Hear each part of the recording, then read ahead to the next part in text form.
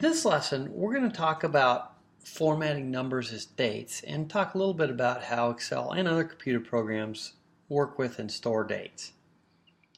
Let's get started. Make sure you're on the Formatting Dates tab, and we're just going to go down to B9, and that cell is labeled the beginning of time.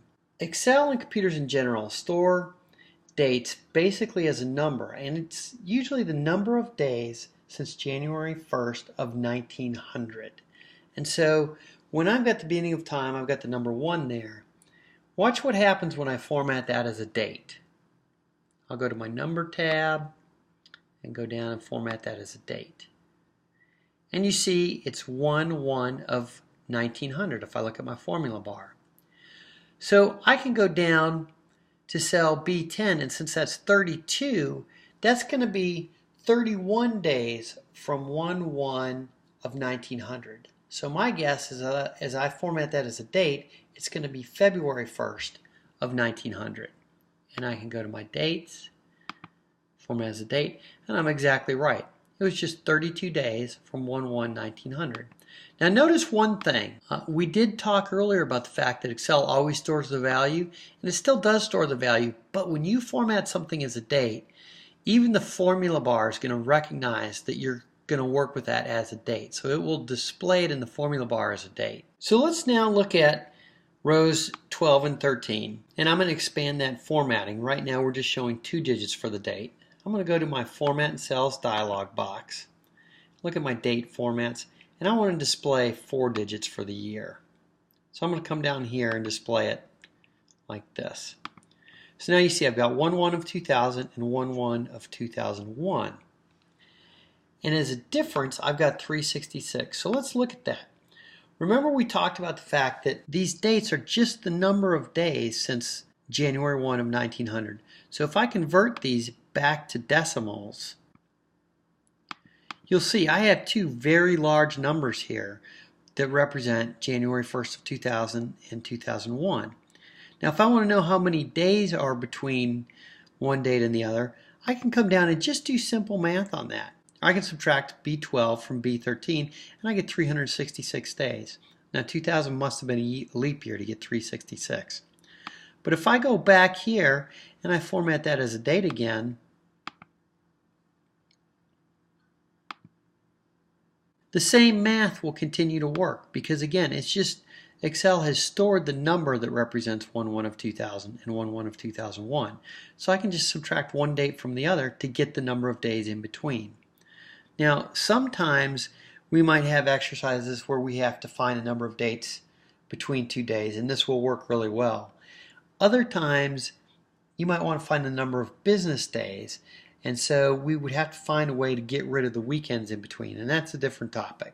Very similarly to how Excel works with dates, Excel just stores a number for the time of day it is as well. Now most of the time when we have a date value, let me go back up here and change this to our number. We don't have any time on that date, and so there's no decimal. But what Excel does is it has a decimal portion represent what time of day it is. Okay, that may sound a little confusing, but let's just look at our example here. Right now we've got a number that we're going to turn into a date, and it has a decimal of 0.25. And that means that we're on the day 36526 and we're 25% into that day. So that would actually represent 6 a.m. If I have a 0.5 value on my date, that's going to represent noon or 12 p.m.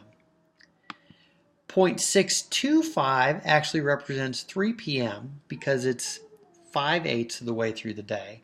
And then I just wanted to show what a number would look like for 10 p.m. and that's going to be 0.91667. And just to go ahead and show that, let's format these all in a date and time format. So the first thing we can do is go to Cells and Dates, and we'll format as a date. And notice if you just format it as a date, it's not even going to show that time. So we're just on January 1st of 2000. If I want to add time to it, I have to go back and choose a date format that has the time on the end. So let's do this format here that shows year, month, day, and shows the time with an AM or PM, and click OK. And you see we've got 6 a.m., 12 p.m., 3 p.m., and 10 p.m. And again, Excel is representing that time as a fraction of the day. If I turn it back to decimal, you see 0.25 is equal to 6 a.m. That's 25% of the day. 0.5 is 12 p.m. So now that we understand a little bit about how dates and times are stored in Excel, just take a second to look at some of the different date formats that are available. Again, you're going to get your biggest selection by going to the Format menu, Cells dialog, and choosing Date. And you see there's many different ways to display the dates. Excel can actually parse out and figure out what the day of the week is, Wednesday, March 14th. It can do a short date which doesn't display the year, or it can display the year with 2 digits or 4 digits. There's many different date formats. And then there's lots of different time formats as well. You can have AM and PM, or you can have a military style as well that shows the times as if they're on a 24-hour clock. So hopefully that's made working with dates and times a little bit easier in Excel. It still can be a little tricky, but just keep in mind Excel just stores a value that represents the number of days since January 1st of 1900.